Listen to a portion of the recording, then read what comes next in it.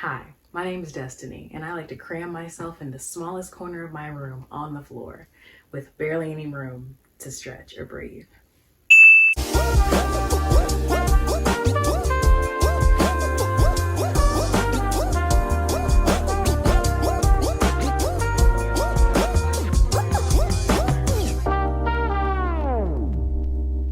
So I was on TikTok and I found this makeup look that this girl did, and this is my recreation of it. I am kind of feeling it, but if it's terrible, then let's just ignore that. Let's just not talk about it, okay? Hi guys, welcome to my channel. It's your girl Destiny here, back again.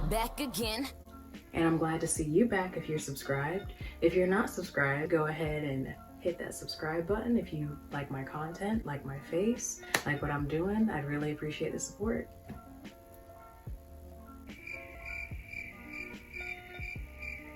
So today, or should I say tonight, because it is literally like 10 p.m., I am very excited because I'm starting a new series on my channel. It's called Paint Talks.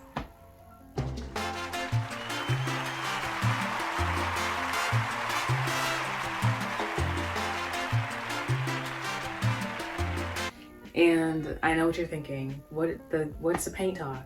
I'm gonna explain.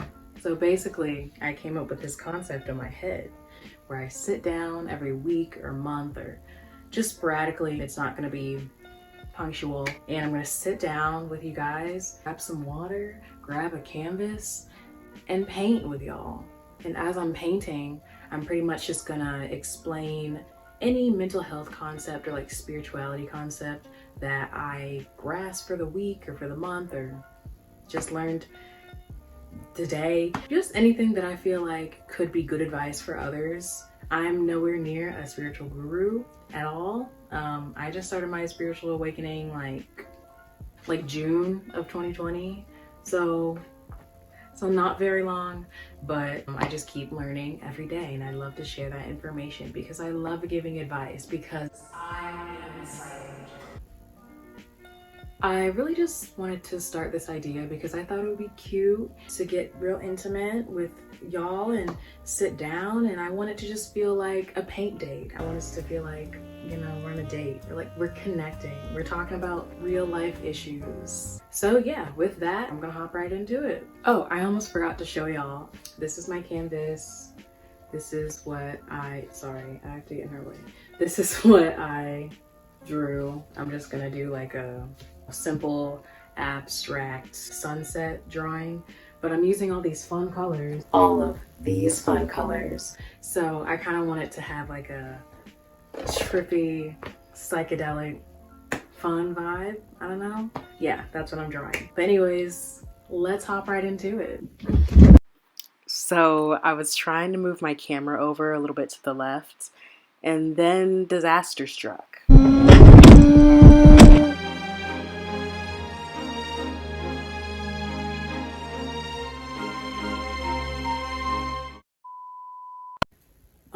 LOL. Literally my whole setup just dropped. It just fell. I tipped it over, and that was scary. I had to clean all that up. So if the shot looks different, please bear with me here. Okay, so today's topic is gonna be anger. And when I say anger, I don't mean really justified anger. I mean pettiness. This is something that I really struggle with.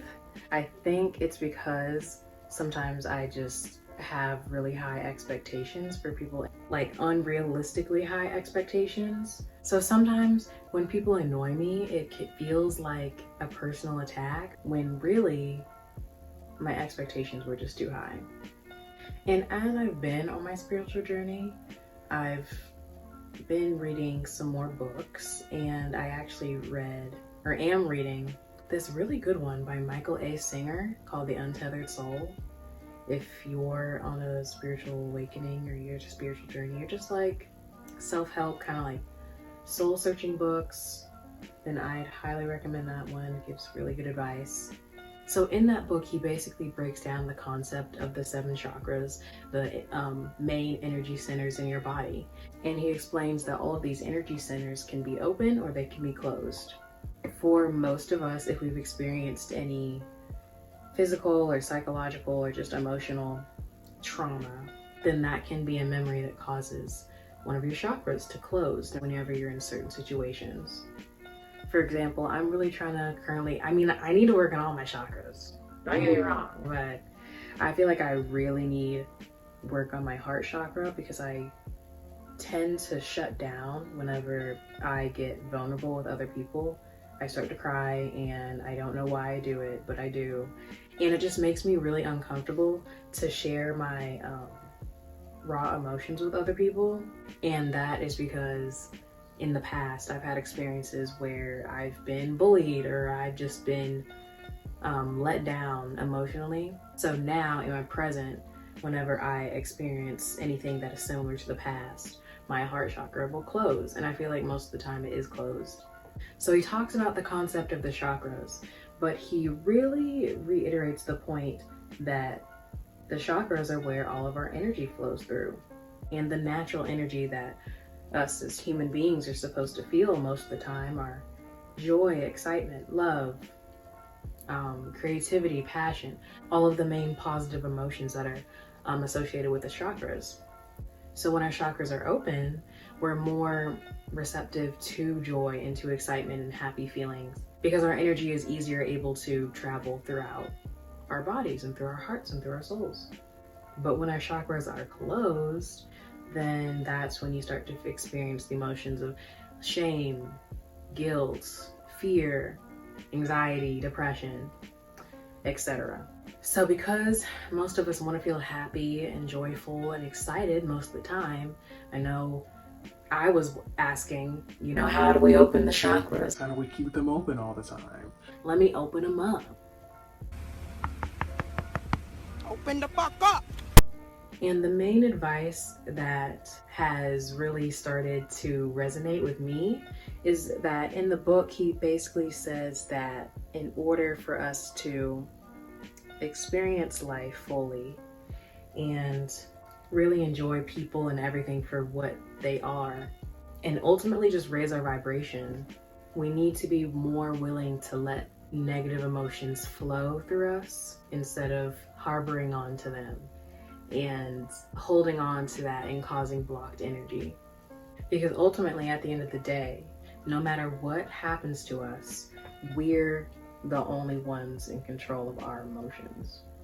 And this is where the practices of mindfulness and meditation become really important for us to practice every single day. Because when you do these 2 practices, you are basically training your brain to be able to recognize whenever you are overthinking, or just be able to step out of your own emotions for a second and look at things from a more objective point of view. Because even though I've never really been officially diagnosed with anxiety, I'm pretty sure I have anxiety. And I tend to have a lot of repetitive self-critical thoughts, especially when it comes to dealing with other people. I'm a Libra. I really care way too much about what people think, but working on it. So sometimes when I have really bad fits of anxiety, I will get stuck. I feel like I'll get stuck in my thoughts to where I get so deep into self-criticism and, self-hatred that I feel like I can't get myself out of that state. And usually for me, I may think like this for like a couple hours, like maybe a night, never more than like a day, but it's still just a sucky state to be in. It hurts my feelings. It prevents me from being able to hang out with my friends or do things that I enjoy because I don't want to do anything because I'm just depressed. But with mindfulness and self-awareness, I feel like whenever I do get in those fits of overthinking now, I am able to be like, wait girl, this ain't you though. Because you're not your mind. We are all just little bits of consciousness roaming around the earth, experiencing everything. So one concept that I've really gotten into my brain these last couple of weeks is the fact that I don't have to listen to my thoughts. I know. Crazy, right? Like, it's crazy. When I first heard that, my brain exploded. I couldn't process that idea. Because when you have anxiety or depression, you feel like you are your brain because you talk to yourself in self-destructive ways. It's hard for you to realize your potential and like experience happiness when you're feeling that way, when your chakras are all blocked.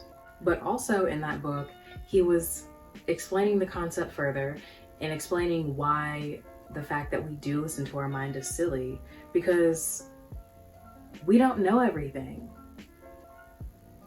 As humans, we think we do, but we don't. Because sometimes when you listen to your own mind, you're just listening to your own mind be irrational and a bully and worrying about things that don't really even need to be worried about. And you don't have to put up with that. You are beautiful. You are mad. You don't have to subject yourself to your negative thoughts because you're not your thoughts. So when I say that we are the only ones that really control our emotions, I'm saying that because when you become mindful and when you start to realize why you're feeling these emotions and what past events are triggering these emotions and start to look at them from a self-aware point of view, you can realize this isn't me. This is my insecurity, or this is my low self-esteem, or these are my anger issues, whatever problem you have. You can look at those issues and realize that's not me. That's just my whatever. Because when you become overwhelmed with emotions, with guilt, anger, shame, etc., you're blocking your chakras and you're not going to be able to see things from a clear and a positive perspective. Your thoughts are powerful. So if you think that everybody in the world doesn't understand you and that nothing good is ever going to happen for you and you're just not very good looking, then that is how your brain is going to see the world, and that's how your brain is going to operate in the world, and that's what's going to manifest into reality. So this week I've been applying that concept to my anger. And also, I just want to clarify, I'm not saying that anger is a bad emotion. It's definitely not. It's definitely something we all feel and experience. But just for me, and I bet some of y'all out there as well, because I know I can't be the only one, sometimes I just get in these moods, and it's probably because of my Leo moon, but I get in these moods where people will do something that didn't meet my expectations in my own head. For example, if I text someone and they take like 5 hours to respond, in my brain, because I just have issues, I will think that the person just isn't treating me right and that they're doing me wrong. Even if it's like my close friend, sometimes like my best friend, like we'll be so close, but she just won't reply within a reasonable time span for me. So then in my head, I'm over here like, wow, she really don't even care about hanging out. She don't want to be with me. She's definitely ignoring my texts, all my anxiety and my like anger just bubbling up. And then she'll text me in that 5 hours and be like, oh hey girl, sorry, I was at work. But yeah, we'll most definitely meet. Love you. And then I'm like,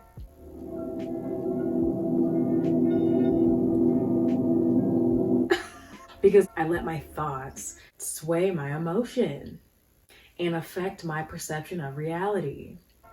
Because if my friendship is going well and she communicates effectively and talks to me often, hangs out with me often, makes effort for our plans, but just doesn't text back within 5 hours, then is she really a bad friend? No.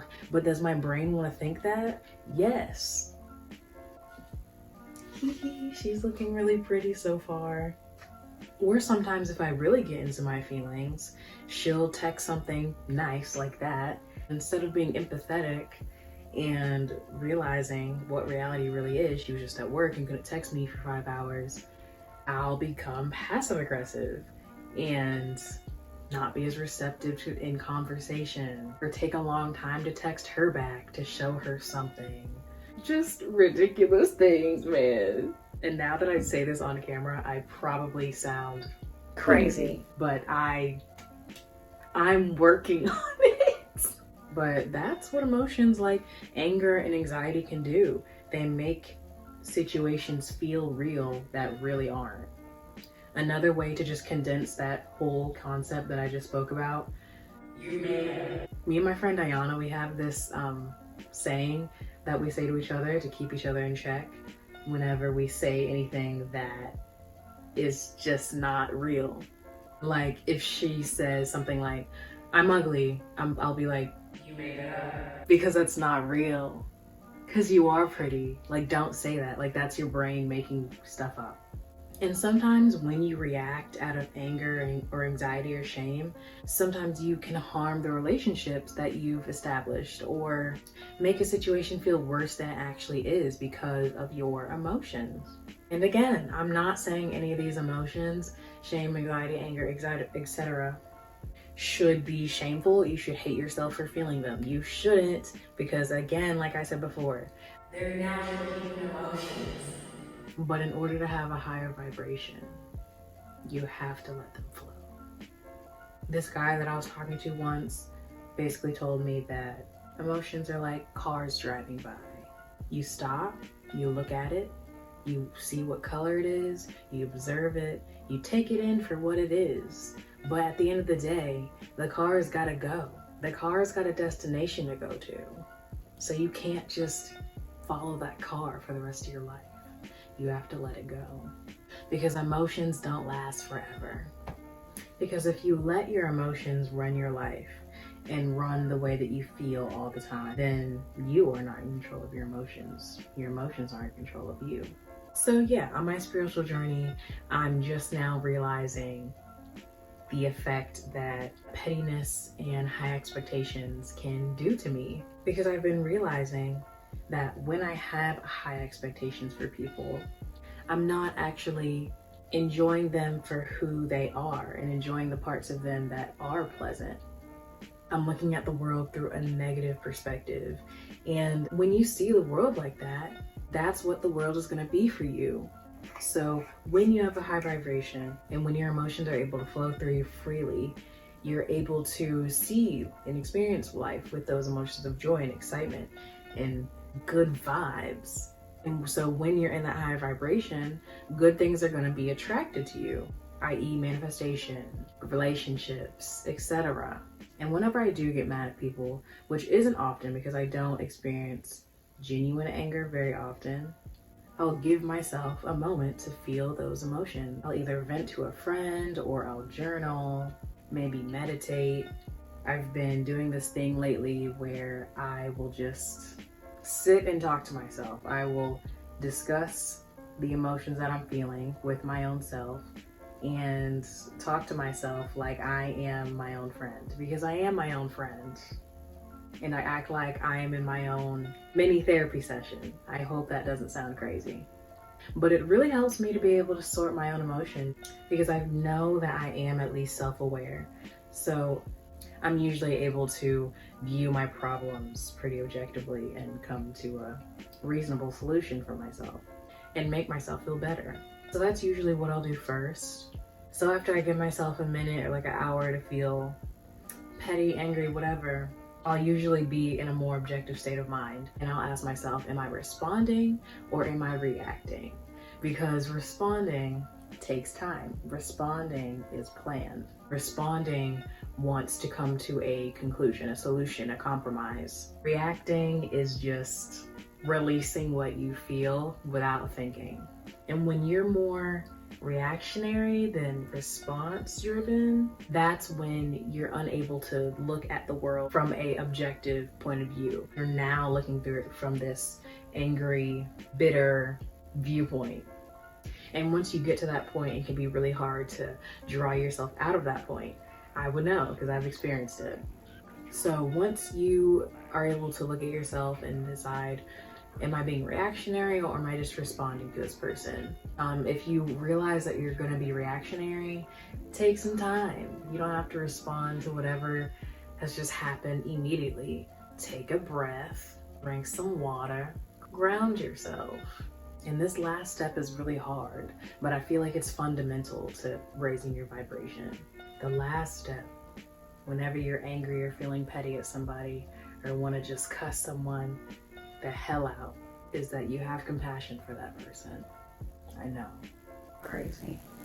Because at the end of the day, if someone is bullying you for no reason, you know, if you feel like someone has done you wrong, even if they're maybe really not doing you any wrong, it's still important to have compassion towards others. Hurt people hurt people. So whenever people do shitty things to us, yeah, we definitely can react in a way that's angry and not understanding. So when someone does us wrong, our immediate reaction is to judge them and want to cuss them out and like want to make a scene. But you have to realize that that person that's putting you down, it's not about you. It's about them. Because anyone that is just spreading around negative energy for no reason has probably gone through something that you don't know about. They may have low self-esteem or marital issues or family issues or whatever problem going on in their lives that they feel like they need to project onto you. And second, that just means that they're on a lower vibration. That just means that they're on a lower vibration than you. What sense would it make for you to be all the way up here just to come down here to meet this person? Don't do it. They're not worth it. They're not worth it, girl. So for this last step, if this person is genuinely angering me at the moment, I'm gonna step back. I'm not gonna be reactionary. I'm gonna feel my emotions though, and I'm gonna let them flow through me. Because harboring onto that anger is gonna make my day bad, which is then gonna make my friend's day bad, which is then gonna make my parents' day bad. And then everyone's just unhappy because of this one person that just messed up my vibe. No, we're trying to have good days on my mind. Not to take a step out, get some air now. Because if someone really is just doing you wrong and they're not respecting you and they're really genuinely angering you, then if you're able to look at the situation mindfully, you should be able to communicate your emotions mindfully. And if they don't respond to that, then adios. So yeah, that's my advice on how I deal with my anger and raise my vibration. And this is what I painted. This is my little mini sunset number. She's giving color, she's giving fantasy, she's giving Cynthia from Rugrats doll type vibes. If you like this video, then you can go ahead and tap that like button. It would help me out. I enjoy the support. But yes, that is the first episode of Paint Talks, and I really hope that y'all enjoyed it. I am looking forward to making more episodes as I learn more along my life journey. And yeah, I hope you have a beautiful day. Bye.